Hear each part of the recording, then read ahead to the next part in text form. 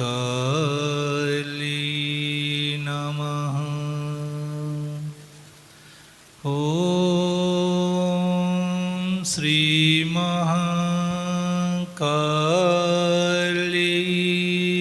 नमः। तुम्ही विमाता पिता त्वमेव, त्वमेव बन्धुश्च सखा त्वमेव, त्वमेव विद्या द्रविणं त्वमेव, त्वमेव सर्वं मम देवी देवो। बोलिए माता भगवती माँ काली की जय। पवन सुत हनुमान की जय। कन्हवार धाम की जय। श्री सतगुरुदेव जी भगवान की जय। सर्वप्रथम जिनके आगमन से, जिनके विराजमान होने से ये कन्हवारा की भूमि पावन हो गई है, पवित्र हो गई है, जो अपने भक्तों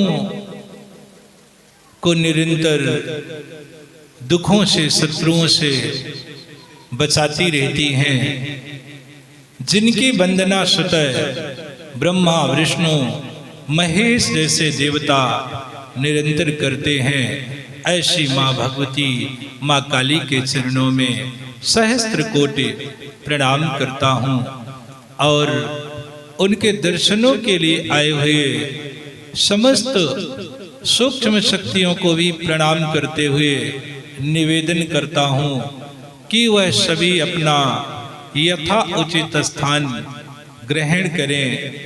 तत्पश्चात अपने व्यस्ततम समय से भी कुछ समय निकालकर दूर दूर से चलकर आए हुए सभी भक्तों के हृदय रूपी मंदिर में विराजमान माँ भगवती माँ काली की छवि को देखते हुए भवानी जन सेवा संस्थान की ओर से आप सभी भक्तों का भी स्वागत करता हूँ, वंदन करता हूँ।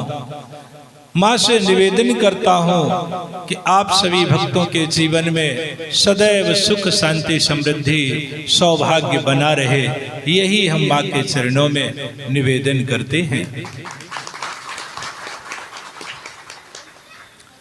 बंधु, इस समय तो कलिकाल की भयावह आंधी चल रही है और इस कलिकाल के आंधी से बचने के लिए तो हमारे महापुरुषों ने बहुत सरल उपाय बताया है। वैसे तो अन्य युगों में 10,000 वर्ष 15,000 वर्ष तक तप करना पड़ता था, तब जाकर कहीं इष्ट की कृपा मिलती थी। लेकिन गोस्वामी तुलसीदास जी ने तो बड़ा सुंदर कह दिया और बड़ा सरल कह दिया है। गोस्वामी जी ने कहा है कि कलियुग केवल नाम आधारा, सुमिर सुमिर नर उतरे ही पारा। तो इस कलिकाल में भगवत नाम का जाप करना ही भव सागर से पार ले जाने वाला होता है। तो आइए हम लोग भी इस भव सागर से पार होने के लिए सबसे पहले माँ के नाम का संकीर्तन करते हैं।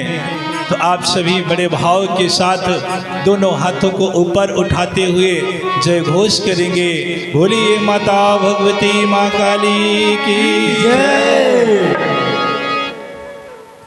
जय भवानी जय माँ काली, जय भवानी जय माँ काली, जय भवानी जय माँ काली, जय भवानी जय माँ काली, जय भवानी जय माँ काली, जय भवानी जय माँ काली। काली जय भवानी जय माँ काली जय भवानी जय माँ काली जय भवानी जय माँ काली जय भवानी जय माँ काली जय भवानी जय माँ काली जय भवानी जय माँ काली जय भवानी जय माँ काली जय भवानी जय माँ काली जय भवानी जय महाकाली जय भवानी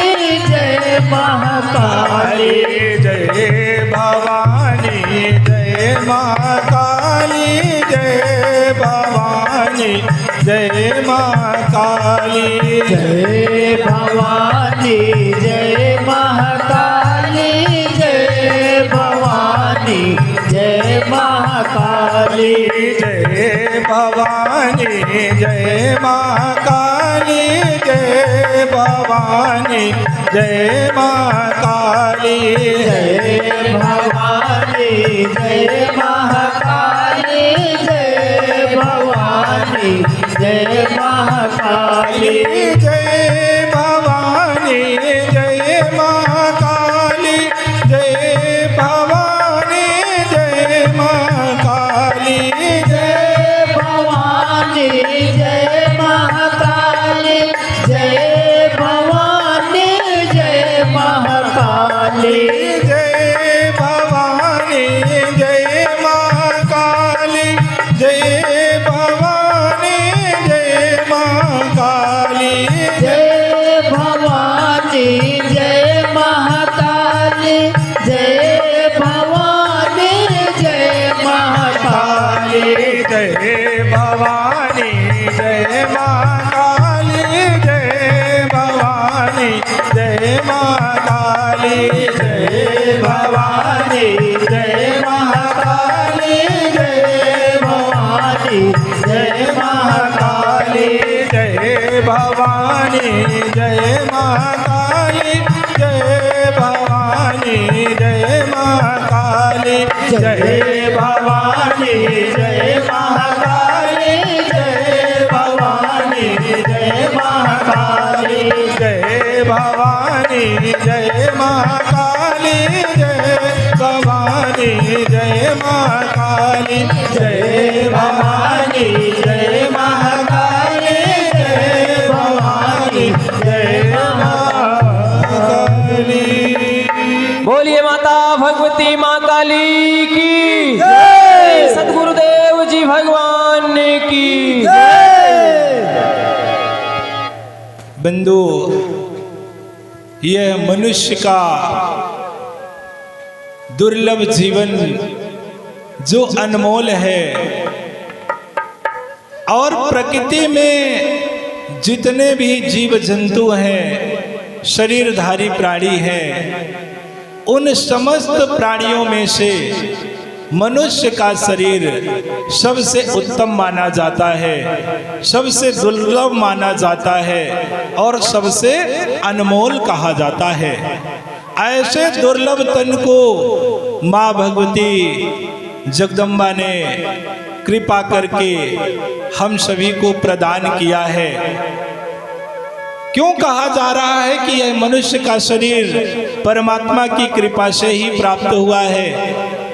क्योंकि इस संसार में तो अनेकों ऐसे लोग हैं जो नाना प्रकार से उपाय करते हैं, प्रयास करते हैं, फिर भी उनकी एक संतान नहीं है। तो क्यों नहीं है? क्योंकि उन व्यक्तियों के ऊपर परमात्मा परम सत्ता की कृपा नहीं है। परंतु बंधु, बड़े सौभाग्य की बात है कि हम लोगों को मनुष्य का जीवन मिला है। तो यह परमात्मा परम सत्ता की कृपा है। अर्थात ऐसा कह दिया जाए कि परमात्मा ने मनुष्य का जीवन हम सभी को उपहार में दिया है। हम सभी को यह जीवन उपहार में मिला हुआ है। तो इसीलिए कहना चाहते हैं कि जीवन है उपहार प्रभु का, इसको रोशन कीजिए। सबसे पहले अंतर मन को शांति से भर लीजिए। मनुष्य का जीवन मिला है और मन में शांति नहीं है तो फिर यह जीवन पाना व्यर्थ है।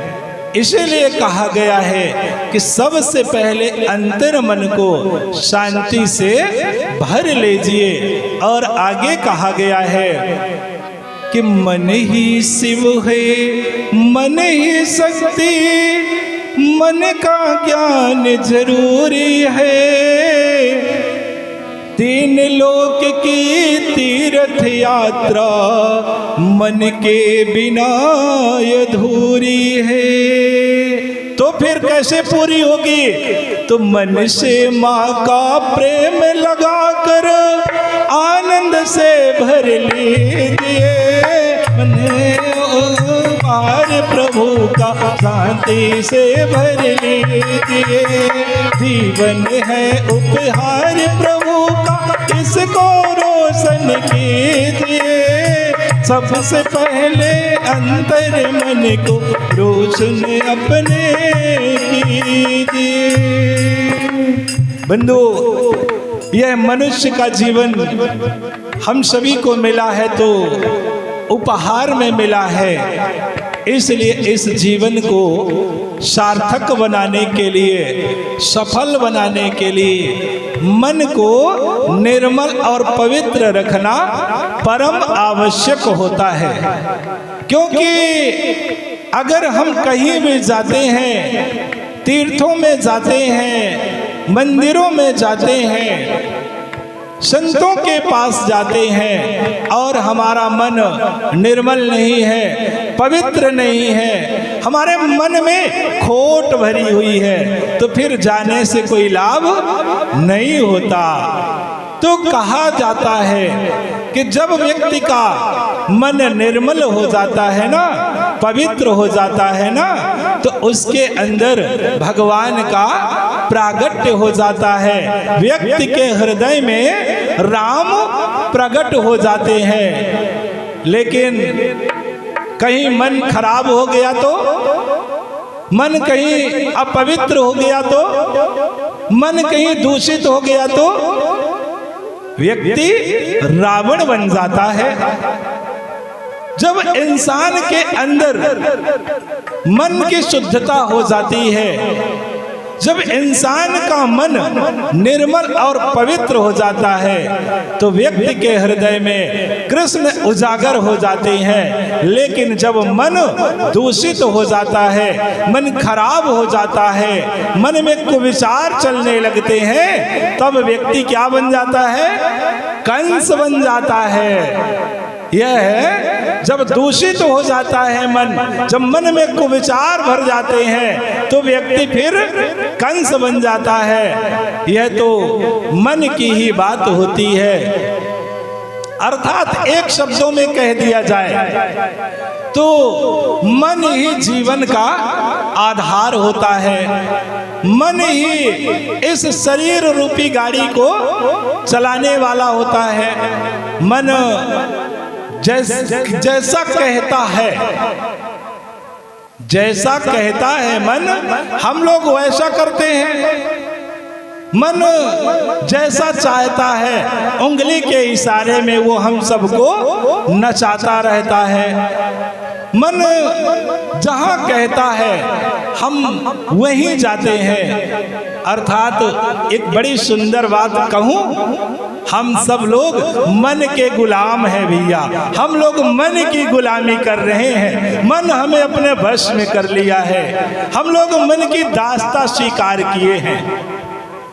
मन ही इस शरीर रूपी गाड़ी को चलाने वाला होता है। तो मन जैसा कहता है हम लोग करते रहते हैं। आप सबने बचपन में इस कविता को तो जरूर गुनगुनाया होगा।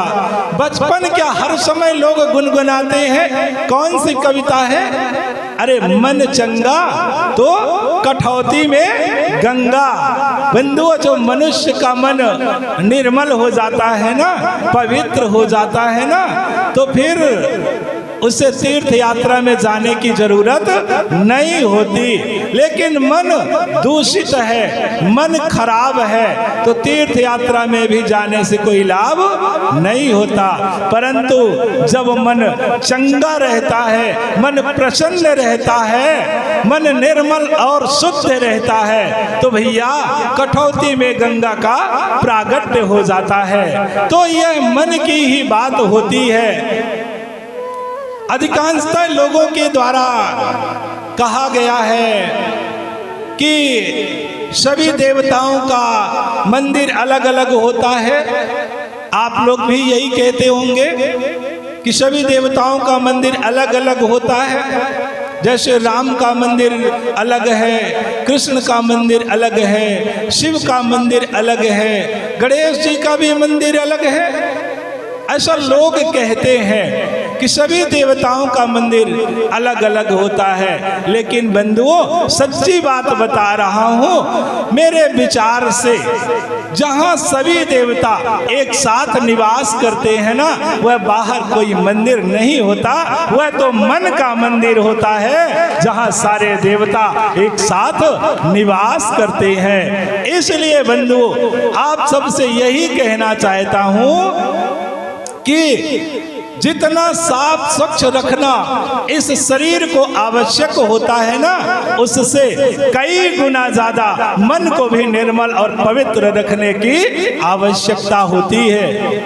तो शरीर को साफ करने के लिए हम लोग तरह तरह की साबुन सोडा का उपयोग करते हैं, शरीर धुल जाता है। लेकिन भैया मन कैसे धुलेगा? तो महापुरुषों ने कहा है कि मन की सफाई के लिए, मन की शुद्धता के लिए हमें सत्संग रूपी गंगा में स्नान करना पड़ेगा, गोते लगाना पड़ेगा, तभी ये मन हमारा निर्मल हो जाएगा, पवित्र हो जाएगा।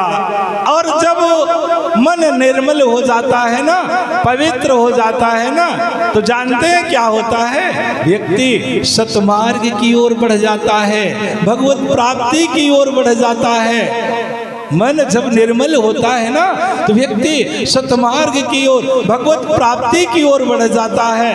अर्थात वह सब कुछ छोड़ करके, अनीति अन्याय अधर्म को छोड़ करके वो भगवत प्राप्ति की राह पर निकल जाता है, वह भगवत भजन करने में लीन हो जाता है। तो बंधु, जब मनुष्य भगवत भजन करने में लीन हो जाता है ना, तो उसके अंदर भगवान का प्रागट्य हो जाता है। फिर तो वह सुख दुख से परे होकर के निरंतर अपने इष्ट का गुणगान करता रहता है। और एक बात और कहना चाहूंगा कि जब व्यक्ति का मन निर्मल हो जाता है ना, पवित्र हो जाता है ना, तो दुनिया में कोई दुख नहीं होता जो मनुष्य को दुखी कर सके, क्योंकि उसके अंदर भगवान का प्रागट्य हो जाता है। फिर तो वो ना दुख की चिंता करता है और ना सुख की चाहत रखता है, वह निरंतर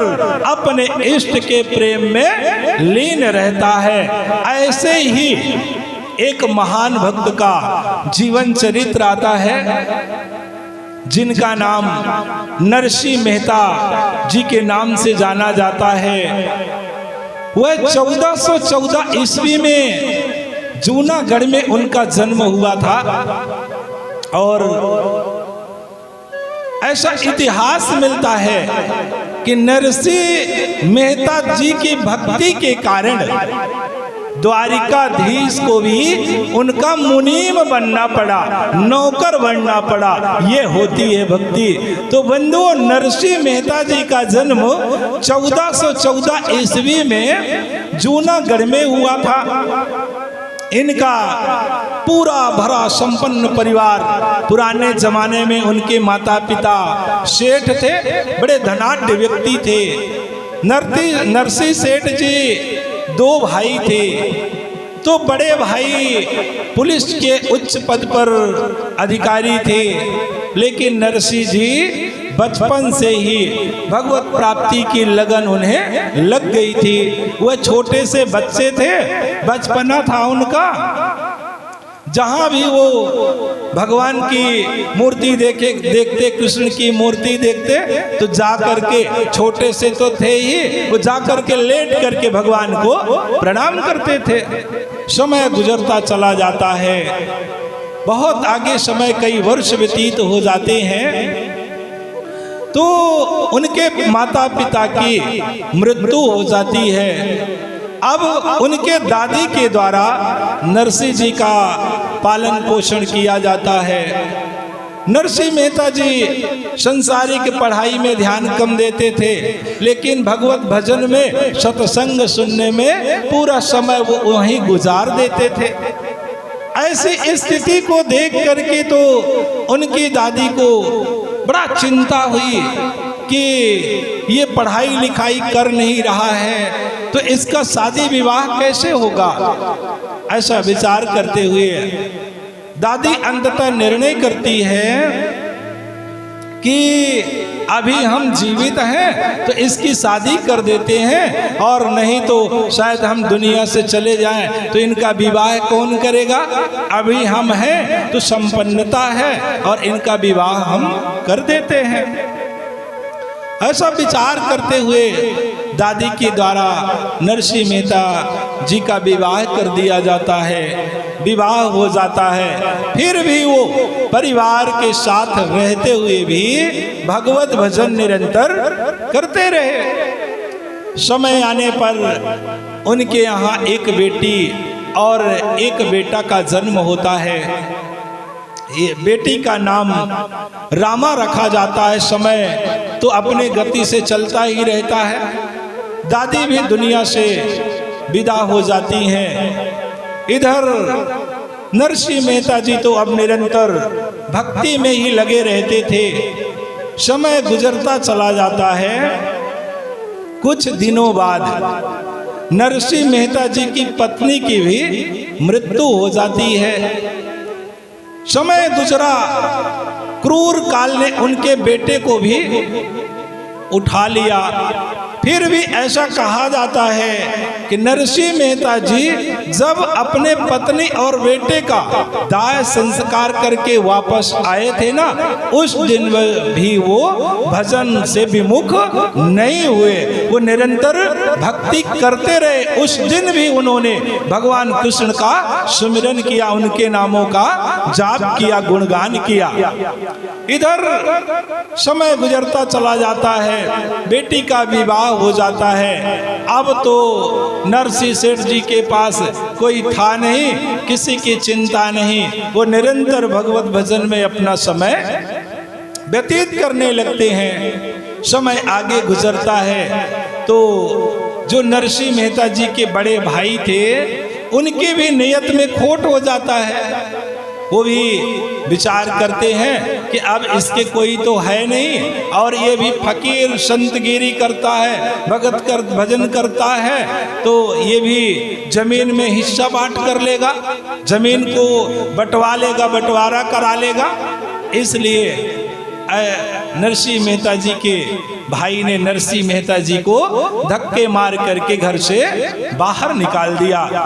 बंधुओं, ऐसा कहा जाता है कि जिस समय नरसिंह मेहता जी के भाई ने उन्हें धक्के मार करके घर से बाहर निकाले थे, तो जाते समय नरसिंह मेहता जी ने अपने भैया और भाभी को प्रणाम किया था और कहा था कि भैया भाभी, आपने जो किया है हमारे हित के लिए ही किया है। यदि आपका विचार है कि इस घर में हम ना आए, तो आज से मैं आपको वचन देता हूँ, कभी इस देहली पर पैर नहीं रखूंगा। ऐसा कहकर के आज नरसिंह मेहता जी निकल पड़ते हैं। तो गांव में एक कृष्ण जी का टूटा फूटा मंदिर था, वहीं जाकर के बैठ जाते हैं अब वही घर उनका हो जाता है। और कृष्ण जी तो इष्ट थे ही, मंदिर में ही वो रहने लगते हैं। कोई उनको खाने के लिए दे देता तो अच्छी बात है, और नहीं देता तो बहुत अच्छी बात है। वो निरंतर हरे कृष्णा हरे कृष्णा हरे कृष्णा करते रहते थे। समय गुजरता चला जाता है कि इधर जो उनकी बेटी थी रामा की बेटी का विवाह निश्चित किया जाता है। तो विवाह की रस्म में एक भात भरने की रस्म मनाई जाती है। भात भरने के लिए जूनागढ़ तरफ चलता है। वो बहू के मायके में एक पत्रिका जाती है और वहां से फिर भात भरने के लिए सामग्री आती है। तो जो रामा के ससुर थे वो पंडितों को बुलाते हैं और अपने आंगन में बैठाकर आज भात भरने की पत्रिका लिखाई जाती है। पत्रिका लिखाते समय रामा के ससुर ने लिखाना शुरू किया और कहा कि इसमें 5 सेट सोने के हार लिख दीजिए, 5 सेट हीरे के हार लिख दीजिए, 5 सेट चांदी के जेवरात लिख दीजिए, 10 मन छोहाड़ा काजू बादाम। आज पत्रिका ऐसी लिखाई जा रही है कि मानो कुबेर के यहाँ ये पत्रिका जाने वाली हो। ऐसा देख करके सुन करके तो रामा फूट फूट करके रोने लगती है और कहती है कि कोई तो रोको, कोई रोको इस पत्रिका को। हमारे पिताजी तो इस पत्रिका को पढ़ करके ही मर जाएंगे। अभी रामा को पता नहीं है कि उसकी माँ खत्म हो गई।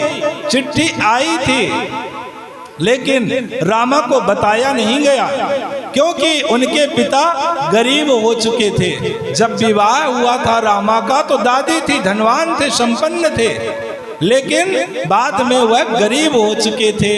तो रामा के ससुर ने बताया ही नहीं कि तुम्हारी माँ की मृत्यु हो गई, क्योंकि भैया गरीबों के यहाँ अपनी बहू को कौन भेजना चाहता है।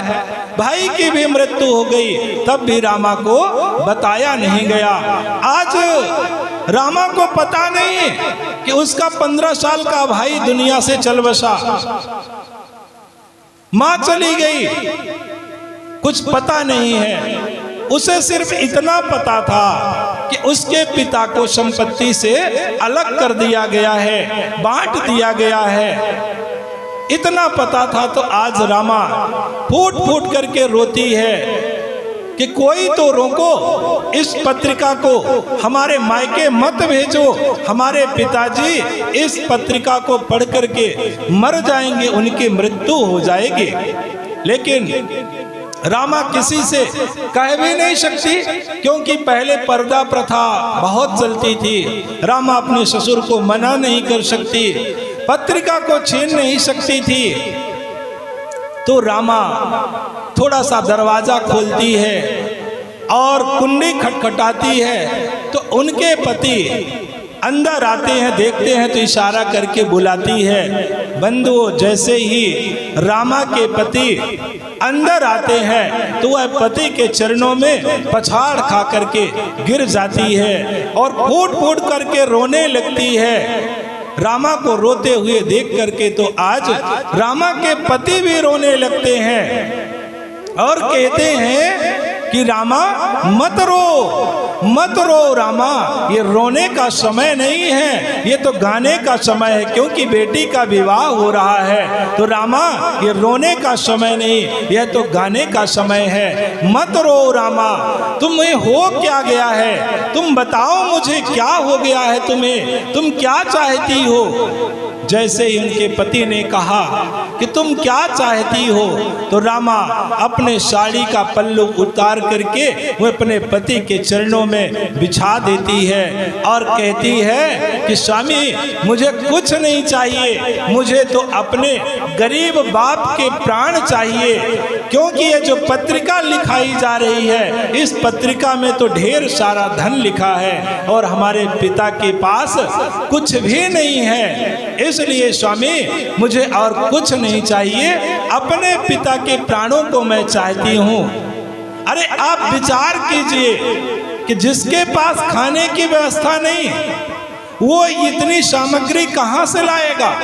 बोलिए माता भगवती माँ काली की जय। माँ काली की जय। भैरवनाथ की जय। श्री सतगुरुदेव जी भगवान की जय। तो आज रामा अपने पति से कहती है कि स्वामी आप इस पत्रिका को हमारे मायके मत भेजिए, हमारा सब कुछ बेच दीजिए, गहना बेच दीजिए, सोना बेच दीजिए, चांदी बेच दीजिए, हम दासी बन करके रह लेंगे, नौकरानी बन करके रह लेंगे, लेकिन ये पत्रिका हमारे पिता के पास मत भेजिए, मत भेजिए स्वामी, मत भेजिए। आज रामा बार बार निवेदन करती है अपने पति से।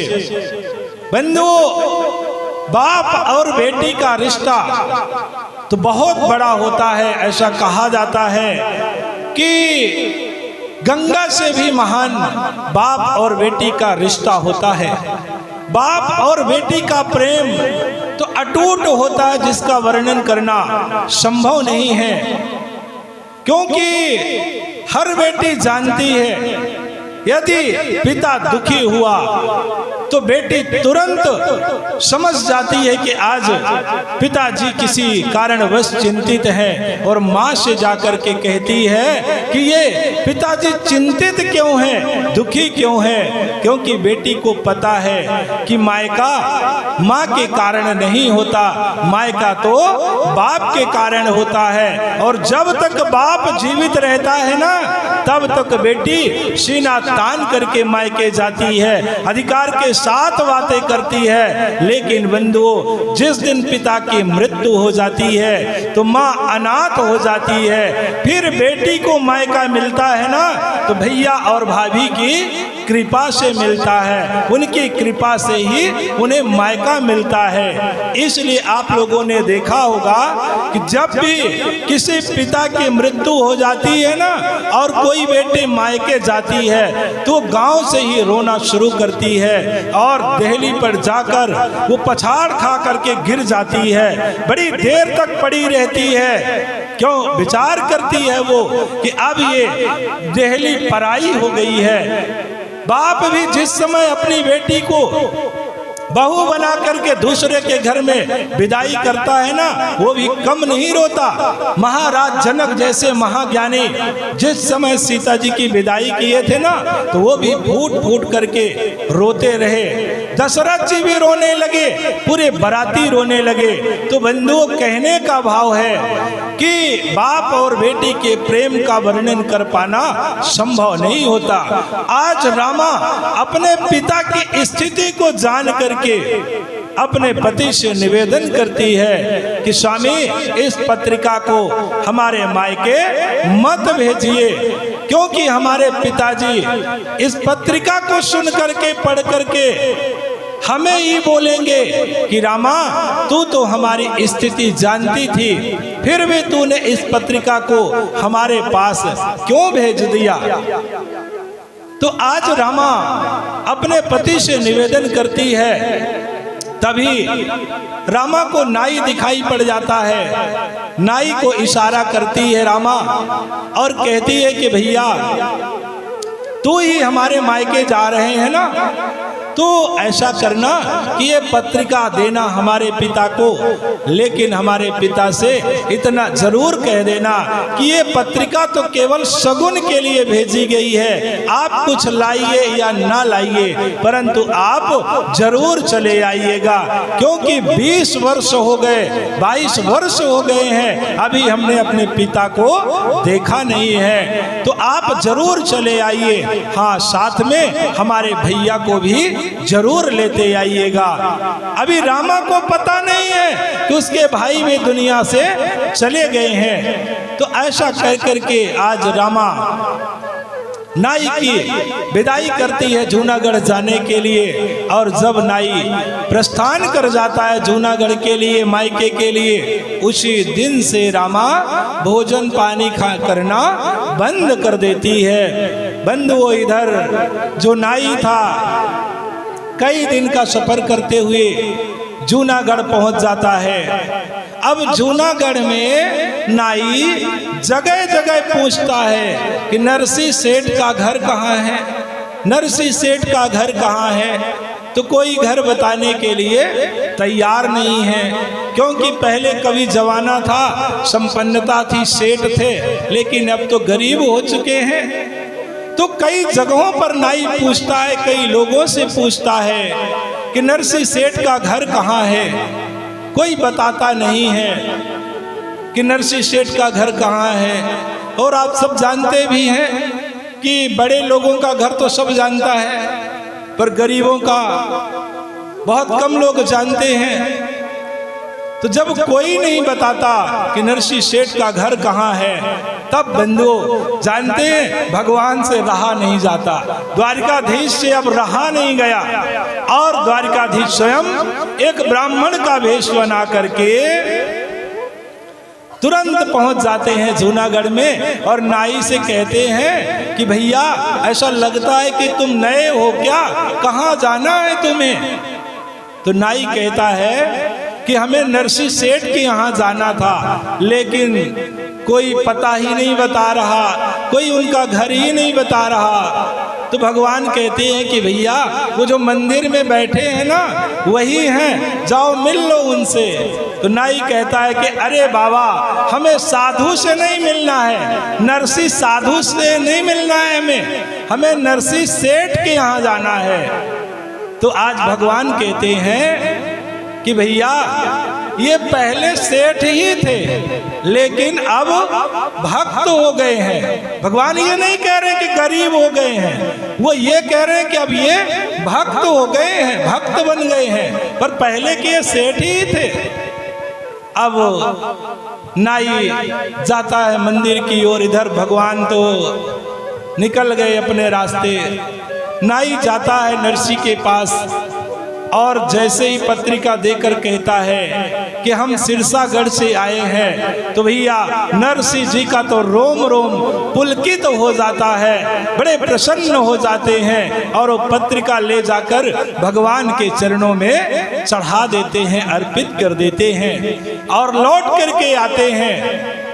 तो नाई से हाल चाल होती है, समय गुजरता चला जाता है। अब नाश्ता पानी कराने के लिए तो कुछ था ही नहीं, खुद हुई दूसरे के ऊपर निर्भर थे, तो नाश्ता पानी कहाँ से कराएं। तो बस बातों बातों में समय गुजार रहे हैं कि शायद समय हो जाए तो ये निकल जाए अपने गांव के लिए। लेकिन नाई भी तो नाई कई दिनों का सफ़र करके आए थे, शाम होने लगी। अब नरसी जी दुविधा में पड़ गए कि अब लगता है कि ये यहीं रुकेंगे, अब भोजन की तो कोई व्यवस्था नहीं है। तो नरसी जी कहते हैं कि भैया आज एकादशी है ना।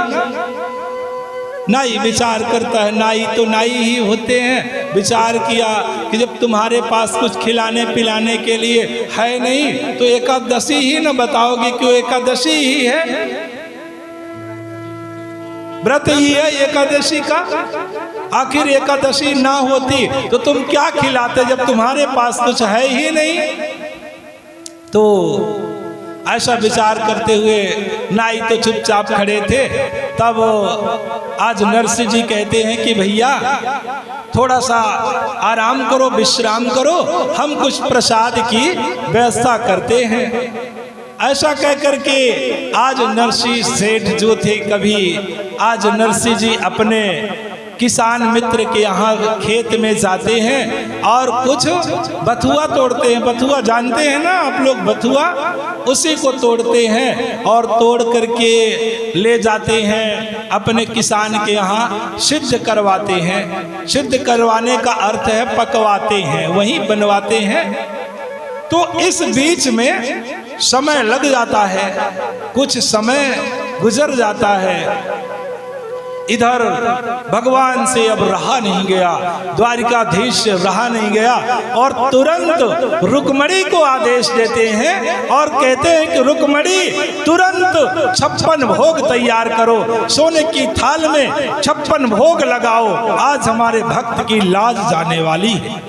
भगवान ऐसा कह करके कहते हैं कि मैं सब कुछ सहन कर लूंगा लेकिन अपने भक्त की कभी लाज नहीं जाने दूंगा।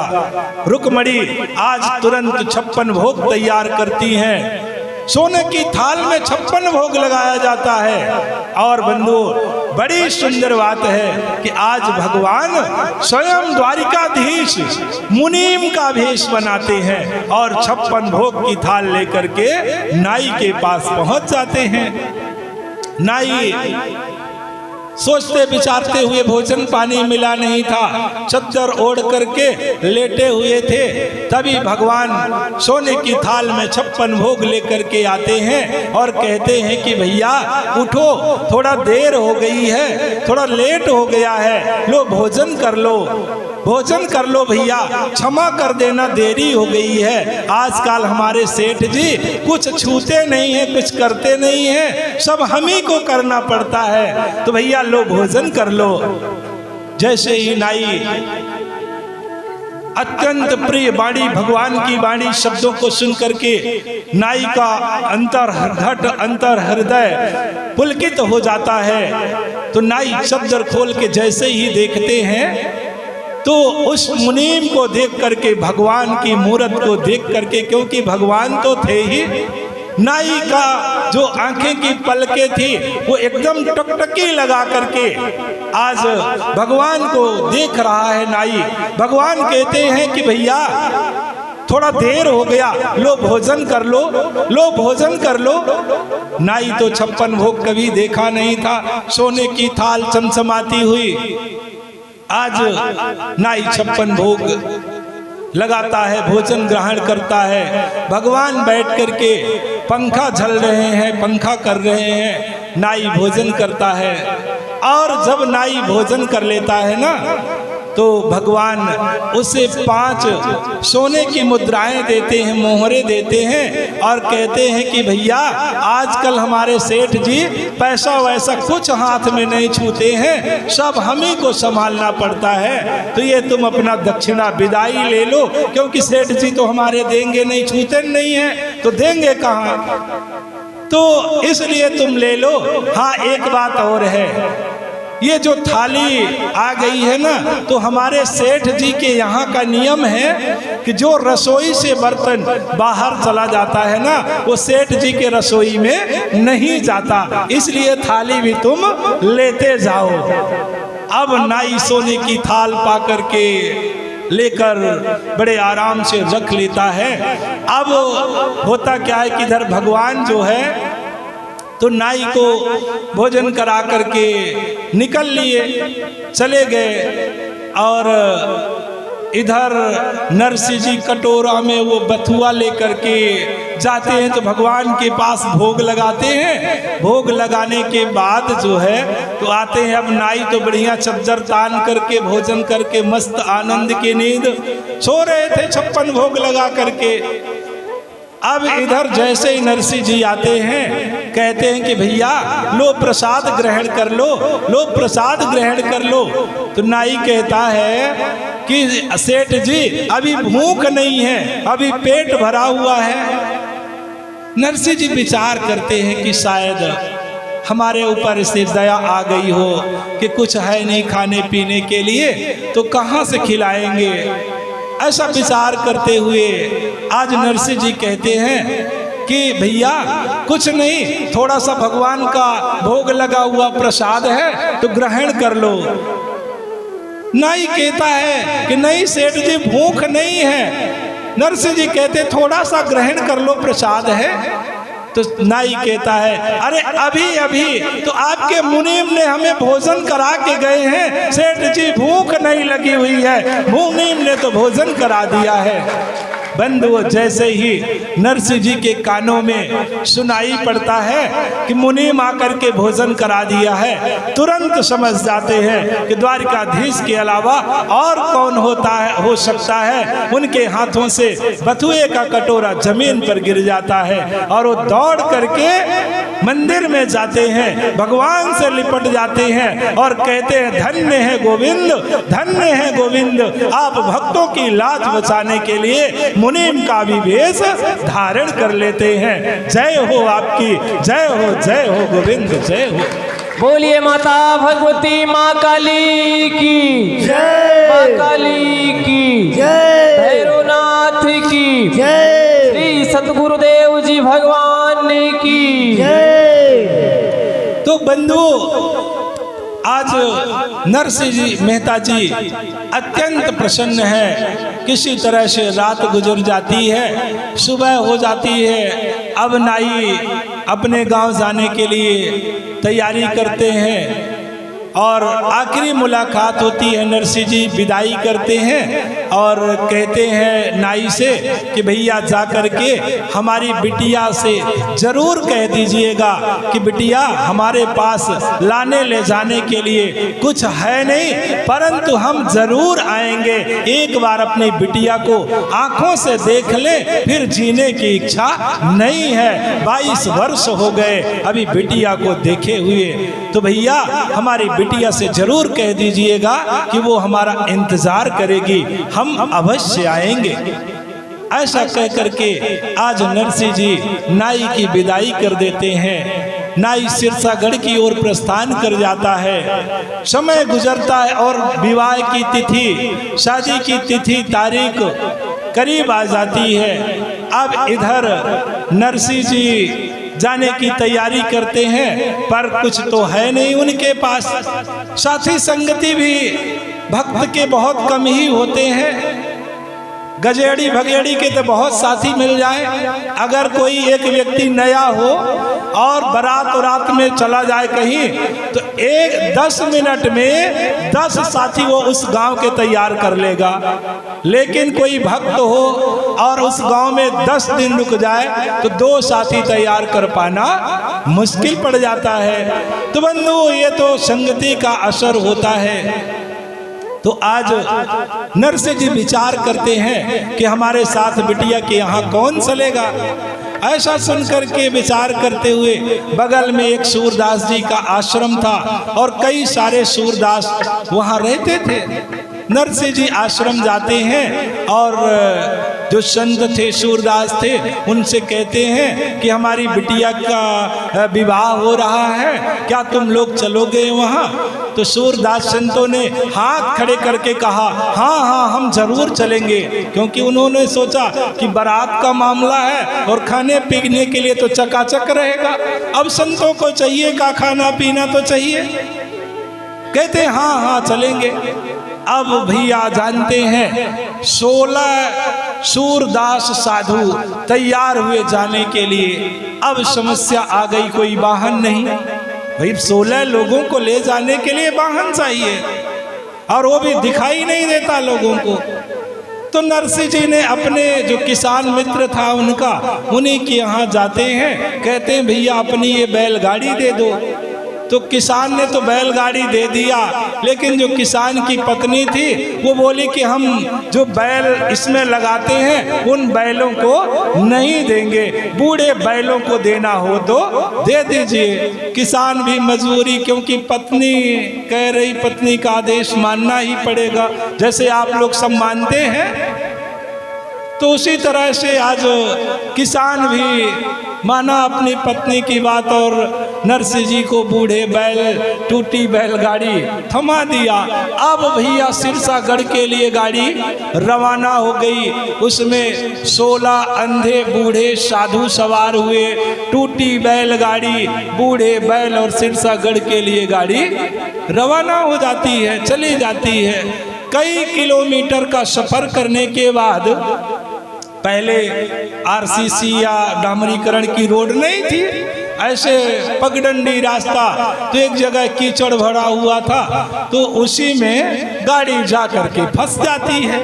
जब गाड़ी फंस गई अब बैल बूढ़े, अब वो कहाँ से खींच पाए, वो भी वहीं बैठ जाते हैं। अब नरसिंह मेहता जी तो बड़ा चिंतित, बड़ा घबरा जाते हैं, क्योंकि जानते हैं भक्त की परीक्षा भी बहुत कठिन होती है। भगवान भी बड़ी क्रूरता से परीक्षा लेते हैं। तो आज नरसिंह मेहता जी की परीक्षा में गाड़ी घुस गई, वहीं खाई में कीचड़ में फंस गई। अब नरसिंह मेहता जी बड़े करुण भाव से भगवान को पुकारते हैं कि हे गोविंद, हे द्वारिकाधीश, हे गोविंद, हे द्वारिकाधीश, जब सबकी पुकार सुनते हो तो मेरी भी पुकार सुन लो। हे गोविंद, जब जब ये जगत अटका है तो अटके को तू ही निकालता है। मेरी गाड़ी भी आज यहाँ अटकी है, हे गोविंद मेरी गाड़ी को भी निकाल दो। बंधुओं, भक्त की पुकार तो बहुत दूर तक जाती है। आज द्वारिकाधीश के कानों में वो आवाज पहुंच जाती है। तुरंत द्वारिकाधीश एक बढ़ई का वेश बनाते हैं, कंधे पर वसूला रख करके और वहीं से गुजरने लगते हैं। नरसिंह मेहता जी 16 साधु अंधे बैठे थे। भगवान जो बढ़ई का वेश बना करके जा रहे थे, बोले बाबा क्या हो गया? जानते तो थे भगवान, फिर भी पूछ रहे हैं कि बाबा क्या हो गया? आज नरसिंह जी कहते हैं कि भैया क्या बताएं, बिटिया के यहाँ शादी में जा रहे थे तो ये गाड़ी खाई में फंस गई, कीचड़ में धंस गई, और बूढ़े बैल थे वो भी बैठ गए, गाड़ी भी टूट गई। अब जाएं तो कैसे जाएं, कोई रास्ता नहीं दिख रहा है। अच्छा भैया तुम क्या करते हो? तो भगवान जो बढ़ई का वेश बनाए थे वो उसी लिए तो आए ही थे। उन्होंने कहा भैया हम तो बढ़ई गिरी का काम करते हैं, बताओ क्या हो गया? तो नरसिंह जी कहते हैं कि भैया ये थोड़ी गाड़ी टूट गई है, थोड़ा हमारी भी गाड़ी बना दो। भगवान अपना वसूला उठाते हैं। अब खुट खुट करने का नाटक, अरे है न, कहते हैं कि भृगुटी विलास सृष्टि लय हुई, जिनकी भृगुटी टेढ़ी होने से सृष्टि में भूचाल आ जाता है। वो गाड़ी बना, खुट खुट किए, गाड़ी बोले हाँ हाँ बाबा लो गाड़ी तुम्हारी तैयार हो गई। आज नरसिंह जी कहते हैं कि भैया अब थोड़ा सा ये बूढ़े बैल हैं, इनको भी थोड़ा सहारा दे दो, ये भी खड़े हो जाएं तो हम लोग पहुंच जाएंगे। भगवान जाते हैं, बैलों के कान में ऐसा मंत्र फूंकते हैं, ऐसा मंत्र फूंकते हैं कि वो बूढ़े बैल भी तमतमा करके खड़े हो जाते हैं और झटके से गाड़ी बाहर निकल जाती है। नरसिंह मेहता जी आज देख करके दंग रह जाते हैं और कहते हैं कि भैया तुम इस तरह का मंत्र भी जानते हो? भगवान कहते हैं कि भाई परिवार चलाने वाले को सब सीखना पड़ता है ना, परिवार चलाना है तो सीखना पड़ता है। तो नरसिंह जी कहते हैं कि तब तो भैया गाड़ी भी चलाने आती होगी। ऐसा सुन करके भगवान अपना सिर खुजलाने लगते हैं। उनको महाभारत का युद्ध याद आ जाता है। भगवान कहते हैं कि बाबा कई वर्ष पहले एक राजा के लड़के का रथ चलाते थे, लेकिन कई वर्ष हो गया है छोड़े हुए, चलो ये गाड़ी चला लेते हैं ताकि अभ्यास बना रहे। ऐसा कह करके आज भगवान स्वयं गाड़ी चलाने के लिए बैठ जाते हैं और 16 बूढ़े अंधे साधु बैठ करके निकल पड़ते हैं। भगवान गाड़ी चला रहे हैं, बातें भी हो रही हैं। नरसिंह जी कहते हैं कि भैया कहाँ तक जाओगे तुम? बोले बस सिरसागढ़ के बगल से एक गांव है, वहीं तक हम जाएंगे। बोले तब तो बहुत अच्छी बात है, गाड़ी भी हमारी सिरसागढ़ तक पहुंच जाएगी। टूटे फूटेगी तो फिर बैठने वो मिस्त्री कोई जरूरत ही नहीं है। कई घंटे का सफर करने के बाद सिरसागढ़ के करीब पहुंच जाते हैं। नगर दिखाई देने लगता है। सिरसागढ़ के जो सेठ थे रामा के ससुर, उनका किला दिखाई देने लगा। भगवान कहते हैं कि बाबा ये जो नगर दिख रहा ना, ये सिरसागढ़ है, ये तो तुम लोग अब यहाँ से चले जाओ, हमारा गांव है, अब हम चले जाएंगे यहाँ से। ऐसा कहकर गाड़ी खड़ी करते हैं और खड़ी करने के बाद भगवान गाड़ी खड़ी करते हैं, उतर जाते हैं गाड़ी से और कहते हैं कि बाबा अब हमारी मजदूरी दे दो, अब हमारी मजदूरी दे दो। नरसिंह मेहता जी तो दंग रह जाते हैं और कहते हैं कि अगर मजदूरी देने के लिए होता तो हम दूसरे मिस्त्री ना बुला लिए होते, तुमसे गाड़ी बनवाते। भगवान भी तो है ना बड़ा वो है, कहते हैं नहीं मजदूरी तो देना पड़ेगा। नरसिंह मेहता जी कहते हैं कि भैया हम लोग साधु हैं, साधु आशीर्वाद ही देता है। भगवान कहते हैं कि आशीर्वाद से पत्नी और बच्चे कभी पलने वाले नहीं है, मजदूरी देना पड़ेगा। या तो मजदूरी दो या तो गाड़ी और बैल दोनों छोड़ करके यहाँ से चले जाओ। अब तो नरसिंह मेहता जी फंस गए चक्कर में, बोले भैया मजदूरी देने के लिए नहीं है। भगवान बोले मजदूरी देने के लिए नहीं है तो बैलगाड़ी और ये बैल तो दोनों दिखाई दे रहे हैं, छोड़ दो चले जाओ।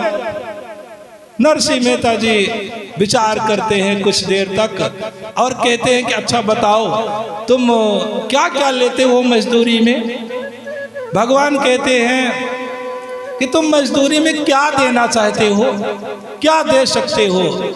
तो आज नरसिंह मेहता जी कहते हैं कि भैया हम लोग साधु संत हैं, धन रुपया तो है नहीं, यदि आपको मजदूरी में एक सुंदर प्यारा सा भजन सुना दे तो कैसा रहेगा।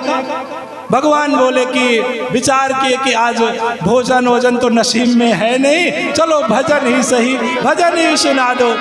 आज सभी 16 साधु अपने वाद्य यंत्रों को खोलते हैं और एक बार जोर से जय घोष होता है, बोलिए बांके बिहारी लाल की जय, बोलिए माता भगवती माँ काली की जय, श्री सतगुरुदेव जी भगवान की जय। तो आज सभी लोग भजन भगवान को सुनाते हुए कहते हैं कि दीनन के तुम नाथ हो, भजो राधे गोविंदा। दीनन के तुम नाथ हो, भजो राधे गोविंदा। दीनन के तुम नाथ हो, भजो राधे गोविंदा। राधे गोविंदा भजो राधे गोविंदा। राधे गोविंदा भजो राधे गोविंदा।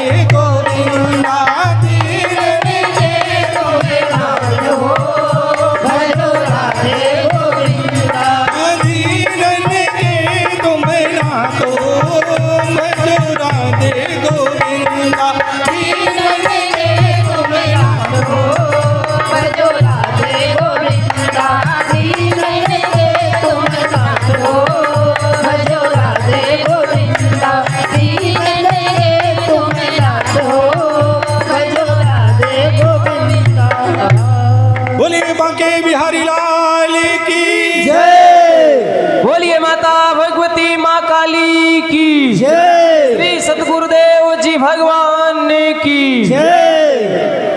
भैया जैसे ही जय घोष होता है, जयकारे होता है, भजन समाप्त हो जाती है, तो इधर भगवान भी निकल जाते हैं। इधर 16 बूढ़े अंधे साधु नरसिंह जी लेकर के पहुंच जाते हैं सिरसागढ़ में। अब जैसे ही सिरसागढ़ में पहुंचते हैं तो सेठ के यहाँ विवाह था, शादी की तैयारी। सेठ जी चारों तरफ आदमी लगाए हुए थे कि अगर वो आएगा, इनका बाप गरीब निर्धन, तो इसको यहाँ प्रवेश होने मत दीजिएगा। सभी लोग खड़े थे। तो इधर होता क्या है कि जैसे ही नरसिंह जी टूटी बैलगाड़ी में बूढ़े बैल लेकर के पहुंचते हैं, सेठ जी को खबर हो जाती है। तो सेठ जी कहते हैं कि उनको यहाँ प्रवेश मत होने दीजिएगा, एक बाहर गौशाला है, उसी गौशाला में उनको ठहरा दीजिएगा।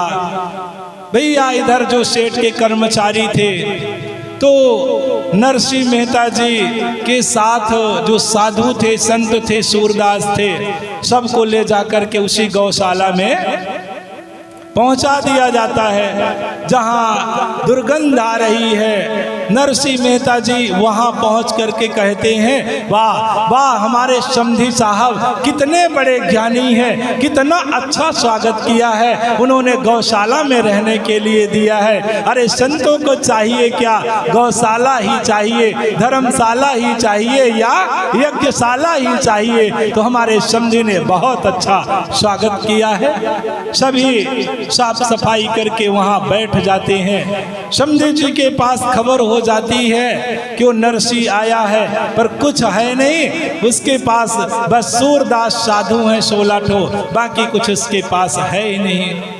इसलिए उनको पाने तक कोई पूछने वाला नहीं आया। इधर रामा को जब पता चलता है कि उसके पिता भी आए हैं, और सब हर जगह बात फैल गई, क्योंकि जो बात निगेटिव होती है ना बहुत जल्दी फैलती है, अच्छी बातें बहुत कम फैलती है। अब होता क्या है कि महल में जब सबको पता हो गई कि नरसिंह जी के पिता आए हैं, लेकिन कुछ लेकर के उन्होंने नहीं आया है, तो सभी जाकर के रामा को इतना कोस रही हैं, इतना कोसती हैं कि जिसकी कोई सीमा नहीं है। जितनी भी सास होती हैं, दाई सास, नानी सास, काकी सास, जितनी भी सासें होती हैं सांस निकालने वाली, भाई सास तो सांस ही निकालने वाली होती है, ऐसा लोग कहते। जितनी भी सांसें थी सांस निकालने वाली, ये हम नहीं कह रहे, लोग कहते हैं हमारे पास आकर के कि गुरुजी हमारी सांस जो है तो हमारी सांस लेने में भी मुश्किल किया है। इसलिए कह रहे हैं कि जितनी भी सांसें थी सांस निकालने वाली, सब रामा को जाकर के आज कोसती हैं। तेरा बाप कुछ नहीं लाया, इतना निर्धन है, ऐसे ही चला आया, नाना प्रकार से उलाहना दे रही हैं। आज रामा बिचारी अंदर अंदर ही रो रही है, पर कर ही क्या सकती है। रात्रि अर्धरात्रि हो जाती है, रामा कभी बाहर नहीं निकली थी। वह किसी तरह से लोगों से छिप करके आती है, और 22 वर्ष हो गए थे अपने पिता को देखे हुए। 16 अंधे साधुओं में से पहचान भी नहीं पा रही है। लेकिन आज नरसिंह अपने बिटिया को पहचान जाते हैं, क्योंकि औलाद भले भूल जाए अपने माँ बाप को, लेकिन माता पिता कभी अपनी संतान को नहीं भूल पाते हैं। तो आज नरसिंह जी पहचान लेते हैं कि हमारी बिटिया रामा है। जोर से कहते हैं रामा, और दौड़ते हुए जाकर उसे गले से लगा लेते हैं। रामा भी फूट फूट करके रोती है, रामा भी फूट फूट करके रोती है और कहती है कि पिताजी आप यहाँ से लौट जाइए, लोग बहुत कुछ बोल रहे हैं, आप यहाँ से चले जाइए। आज इस तरह से कह करके रामा निकल जाती है अपने महल की ओर रोते हुए।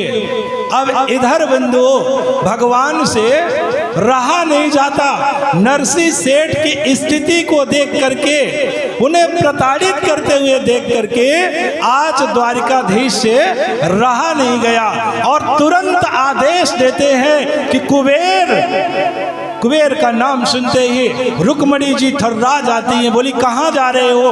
बोले भक्त की बिटिया की शादी है, उसमें भात भरने जा रहा हूँ। रुक्मणी जी कहती हैं ठहरो, रुको, अकेले नहीं जाना है। बोले नहीं, हमें अकेले जाना है। तो आज रुक्मणी जी कहती हैं कि तुम्हें पता है क्या कि भात कैसे भरा जाता है? तुम्हें पता है क्या कि भात कैसे भरा जाता है? नहीं, हम तुम्हें अकेले नहीं जाने देंगे।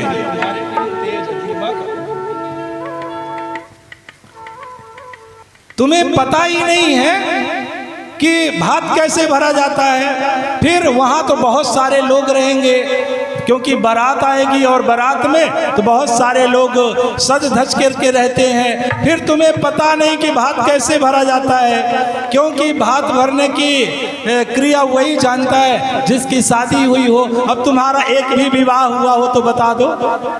आज रुक्मणी जी भगवान से कहती हैं तुम तो सबको भगा के ही लाए हो, हरण करके लाए हो, किसी के साथ तुम्हारा विवाह हुआ हो तो बता दो। भगवान कृष्ण कहते हैं सही बात है। तो बोली कि हम भी चलेंगे भात भरने। तो बोले तुम क्या करोगी वहां जाकर? बोले कि तुम पुरुषों को भात भरना और हम महिलाओं का भात भरेंगे। आज भगवान कुबेर को आदेश देते हैं। कुबेर तो फिर कुबेर ही है।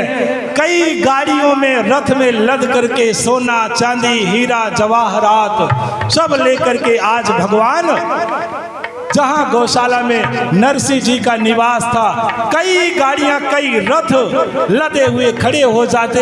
भैया पूरे गांव में हल्ला हो जाता है कि वो नरसिंह सेठ का मुनीम आया है, मुनीम आया है नरसिंह सेठ का।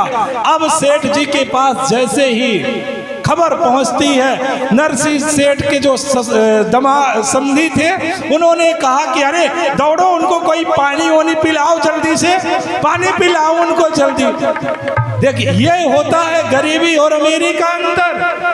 नरसिंह सेठ के पास जब कुछ नहीं था तो कोई पानी के लिए पूछने नहीं आया, और आज जैसे ही खबर गई कि कई रथ में सामान लदा हुआ है, कई ट्रक है, तुम्हारा ये घर भर जाएगा, इतना सामान है।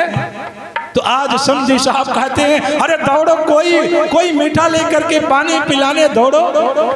इधर जब नरसिंह जी को पता चलती है, अब जो नाई वगैरह थे उन्होंने गए सेठ जी से बताए, नरसिंह जी से, बोले सेठ जी आपका मुनीम आया है, कई गाड़ी सामान है, सबको एक साथ ले जाना है कि अलग अलग ले जाना है?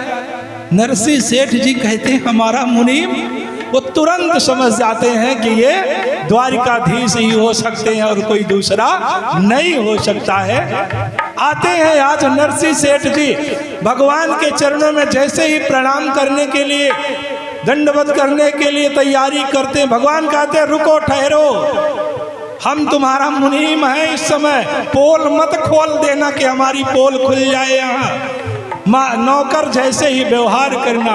आज नरसिंह मेहता जी हाथ जोड़ करके भगवान को प्रणाम करते हैं। अब इधर होता क्या है कि जिस समय भात भरने की क्रिया शुरू होती है तो जैसे ही वहाँ पहुँचते हैं सामान सहित, तो भगवान तो अब वो बने हैं मुनीम, और नरसिंह मेहता जी 16 अंदेशा। अब बड़ा स्वागत, सब व्यवस्थित पकड़ पकड़ के लोग ले जा रहे हैं। एक एक व्यक्ति के लिए 3-3 सेवादार लगे हुए हैं, ऐसी व्यवस्था हो गई थी। जैसे ही दरवाजे पर पहुंचते हैं तो एक रोने की प्रथा होती है। अब जैसे ही रामा आरती की थाल, क्योंकि बहन जो है भाई का दरवाजे पर आरती उतारती है, भात भरने की एक क्रिया होती है, परंपरा होती है। तो रामा थाल लेकर के आरती की खड़ी है। अब इधर वो मुनीम भगवान बने हुए नरसिंह मेहता जी और 16 साधु। तो रामा ने कहा पिताजी से कि पिताजी भैया कहाँ हैं? तो अब नरसिंह जी बताने वाले थे, बोले भगवान ने कहा नहीं, इशारा करो हमारी तरफ कि हम हैं। तो आज रामा अपने भैया का स्वरूप देख करके बड़ा प्रसन्न हो जाती, कहती है हो ये भैया इतना सुंदर, इतना सुंदर। अब आरती उतारती है बंधु।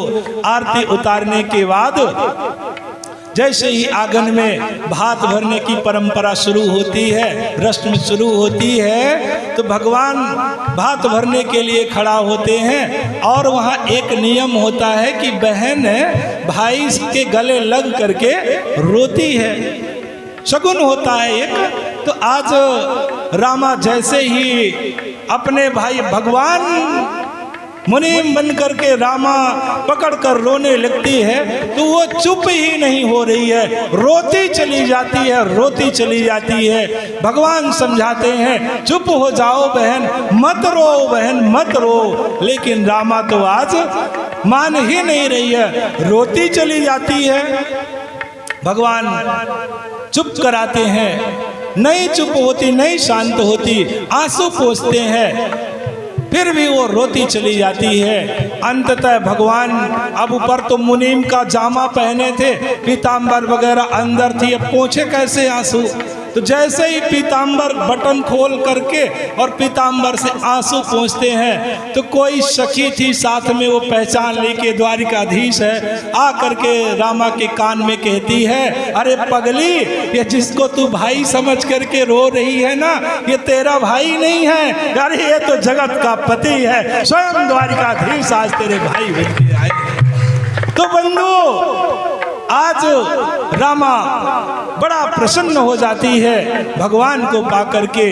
तो कहने का केवल इतना ही अर्थ है कि जब व्यक्ति का मन निर्मल हो जाता है, मन पवित्र हो जाता है ना, तो फिर वो सुख और दुख से परे हो जाता है। उसे तो केवल उसके इष्ट चाहिए, दुनिया से कोई लेना देना नहीं रहता। तो आप सबसे यही कहना चाहता हूँ कि आप सब लोग अपने मन को निर्मल करके, पवित्र करके, शुद्ध करके निरंतर माँ भगवती जगदम्बा की आराधना करें। निश्चित तौर से वो आपकी भी पुकार को अवश्य सुनेंगी, क्योंकि जब वो सबकी पुकार सुनी है तो क्या हम लोगों की पुकार नहीं सुनेंगी? जब माँ सबकी पुकार सुनती है तो हम लोगों को भी जरूर याद करेंगी। जब हम लोग पुकारेंगे तब, और उनको पुकारने का बड़ा सुंदर अवसर आ रहा है। अभी 2 दिन बाद नवरात्रि का पर्व आ जाएगा। नवरात्रि का पर्व आते ही चारों तरफ माँ के जयकारे लगाए जाते हैं, जय घोष होते हैं, अर्थात चारों तरफ का वातावरण माँमय हो जाता है। लेकिन बंधु, इसी में एक क्या है, कुपरंपरा भी चल रही है। अभी आप लोगों ने सुना, लोग शराब पी करके माँ को लाने के लिए जाते हैं, विसर्जन करने के लिए जाते हैं। इन सब से आप लोग परे होकर के 9 दिनों में आप लोग अपने अपने घरों में या जहाँ भी आप जाना चाहें, माँ की साधना उपासना करें। निश्चित तौर से माँ आप सबकी पुकार को सुनेंगी, आपके दुखों का अंत हो जाएगा और आप सबका जीवन आनंदित हो।